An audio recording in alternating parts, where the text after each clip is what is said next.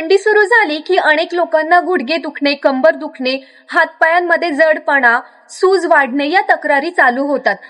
तर दुखणं कमी करण्यासाठी काय करायचं, तसंच काय खायचं, काय टाळायचं आणि रोजची काळजी कशी घ्यायची हे आपण आज या व्हिडिओमध्ये जाणून घेणार आहोत. पाहूया थंडीमध्ये संधिवात का वाढतो.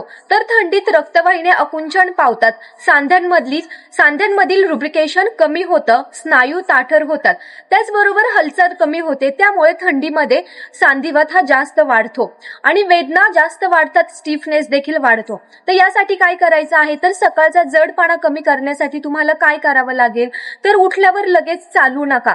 आधी 5 ते 10 मिनिटं हातपाय हलके हलवा. अंघोळ करताना गरम पाण्याचा योग्य वापर करा.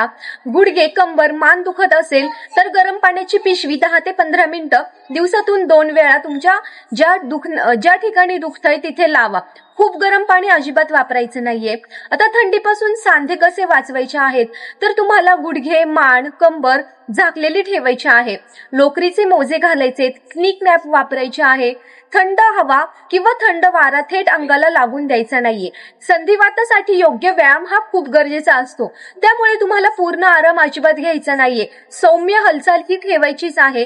चालायचं आहे, गुडघ्यांचे हलकी एक्सरसाइज करायची आहे, त्याचबरोबर स्ट्रेचिंग करायची आहे, योग करायचा आहे. यामध्ये वज्रासन, भुंगासन हे योगाचे प्रकार तुम्हाला करायचे आहेत.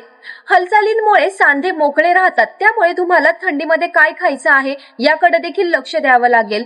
तर यामध्ये तुम्हाला हळद आणि कोमट दूध हे मिक्स करून प्यायचं आहे. त्याचबरोबर आलं, लसूण, डाळी, कडधान्य, यासोबत तुम्हाला ओमेगा 3 असलेले पदार्थ जसे की मासे, अळशी, अक्रोड हे देखील खायचं आहे. कोमट पाणी जास्त प्यायचं आहे.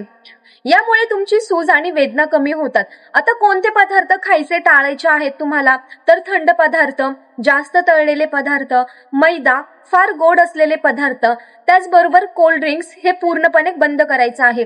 यामुळे हे पदार्थ तुमचे इन्फ्लॅमेशन वाढवतात. म्हणून तुम्हाला संधिवातासाठी हे पदार्थ अजिबात खायचे नाहीयेत. आता तुम्हाला वजन नियंत्रण ठेवणं का गरजेचं असतं माहितीये का? वजन जास्त वाढलं तर गुडघ्यावर जास्त ताण येतो. 5 किलो वजन कमी झालं तरी गुडघ्यांचं दुखणं बऱ्यापैकी कमी होतं.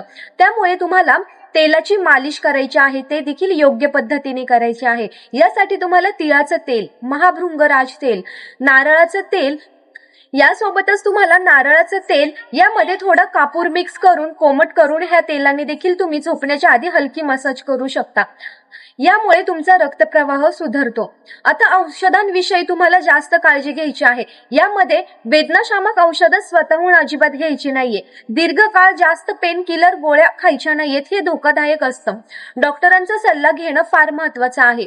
त्यामुळे तुम्हाला संधिवातासाठी ही काळजी घ्यावीच लागेल. आता कोणत्या लोकांनी जास्त विशेष काळजी घ्यायची आहे, तर ज्यांचं वय 50 पेक्षा जास्त आहे, ज्या लोकांना रुमेटॉइड आर्थरायटिस आहे, ज्यांना डायबिटीज, बीपी किंवा ज्या महिलांना पोस्ट मेनोपॉजची समस्या आहे, अशा लोकांनी जास्त काळजी घ्यायची आहे. आता तुम्ही डॉक्टरांकडे कधी जाऊ शकता, तर सूज जास्त वाढलेली असेल किंवा चालताना जास्त त्रास होत असेल, सकाळचा जडपणा 1 तासांपेक्षा जास्त वाटत असेल, तर तुम्ही डॉक्टरांकडे जाऊ शकता, तपासणी करू शकता.